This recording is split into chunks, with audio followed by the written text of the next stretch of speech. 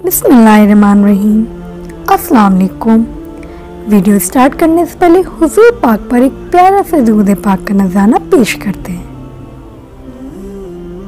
आज मैं आपके साथ अपने वीडियो में शेयर करूंगी कि सोने के बाद इंसान की रूह कहाँ चली जाती है।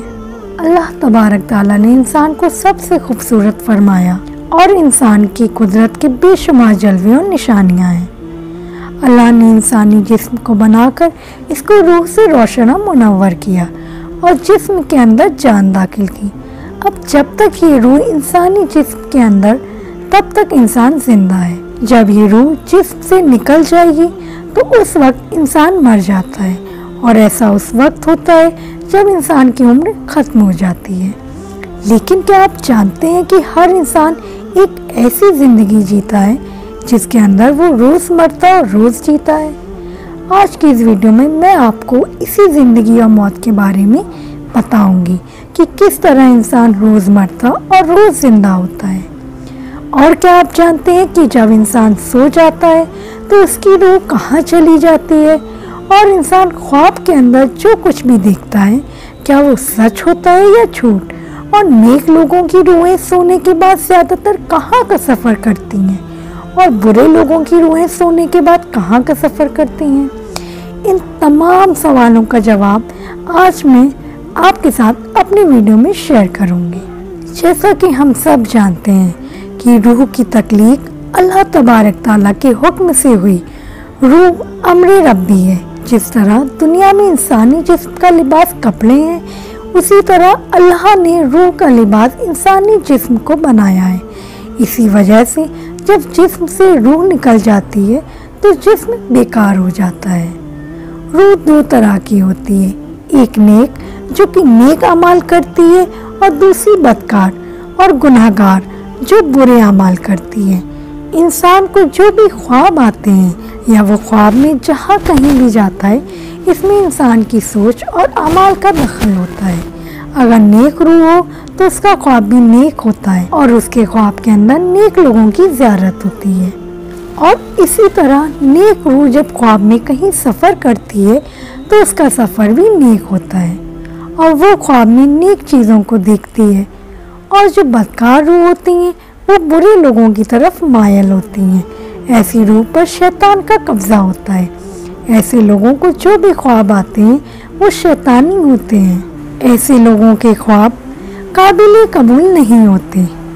जब इंसान सो जाता है तो उसकी रूह जिस्म से निकल जाती है और सैर करती रहती है, लेकिन इसका ताल्लुक जिस्म से नहीं टूटता, इसका ताल्लुक जिस्म से बाकी रहता है। रूह बहुत ताकतवर होती है। अगर ये रूह अल्लाह की इबादत और उसके ज़िक्र के ज़रिए उसका कुर्ब हासिल कर ले तो रूह के पास इतनी ताकत होती है कि वह अपने जिस्म को जहाँ चाहे उड़ाकर ले जा सकती है। और यह मामला इंसान की पाकीज़गी और नेक आमाल पर मुनासिब होता है। रिवायत में आता है कि एक मर्तबा हज़रत अली जुमे की तैयारी फरमा रहे थे। जब खुतबा शुरू हुआ तो हज़रत अली ने रूह के बारे में बयान करना शुरू किया। इसी दौरान एक शख्स खड़ा हुआ और आपसे पूछने लगा कि ए अली मुर्तज़ा, जब इंसान सो जाता है तो इंसान की रूह कहाँ चली जाती है? क्या रूह जिस्म से जुदा हो जाती है? तो हज़रत अली ने इरशाद फरमाया कि तुम्हारे जिस्म और हर इंसान के जिस्म में जो रूह अल्लाह ने डाली है ये 3 हिस्सों में तकसीम है। रूह का पहला हिस्सा इंसान के जिस्म में ही रहता है और रूह का दूसरा हिस्सा इंसान के वजूद से बाहर यानी आलमी बरज़ख में उनको देख रहा होता है।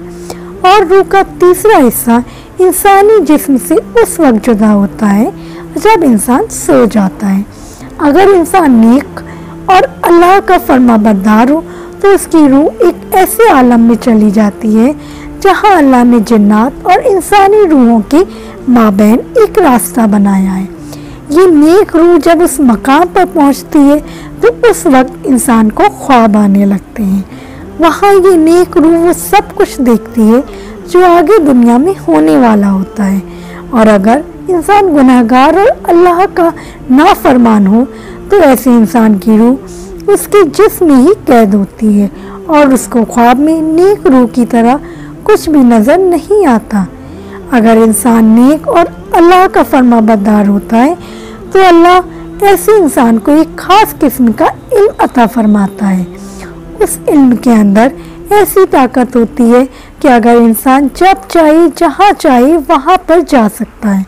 लिहाजा जब इंसान अल्लाह को राज़ी कर लेता है तो अल्लाह इंसान की रूह को हर तरह की कैद से आज़ाद फरमा देता है। उस वक्त अल्लाह उसको एक खास इल्म अता फरमाता है जिसके ज़रिए ये जहाँ चाहे वहाँ पर जा सकता है। हकीकत ये है कि इंसान के ख्वाबों का और रूह का ताल्लुक इंसान के अमाल के साथ है। अगर इंसान की सोच अच्छी हो तो इंसान को अच्छे ख्वाब आते हैं और अगर इंसान की सोच बुरी हो तो उसे बुरे ख्वाब आते हैं। अल्लाह से दुआ है अल्लाह हमें नेक अमाल करने की तौफीक अता फरमाए और हमारे प्यारे नबी की सुन्नतों पर अमल करने की हिदायत हमें अता करे। आपको मेरा आज का वाक़या कैसा लगा मुझे कमेंट्स में ज़रूर बताएं। वीडियो अच्छा लगा तो लाइक करें, फैमिली और फ्रेंड्स में शेयर करें। मज़ीद और जानकारी हासिल करने के लिए मेरे चैनल को सब्सक्राइब करें। फ़ी अमानुल्लाह, अल्लाह हाफ़िज़।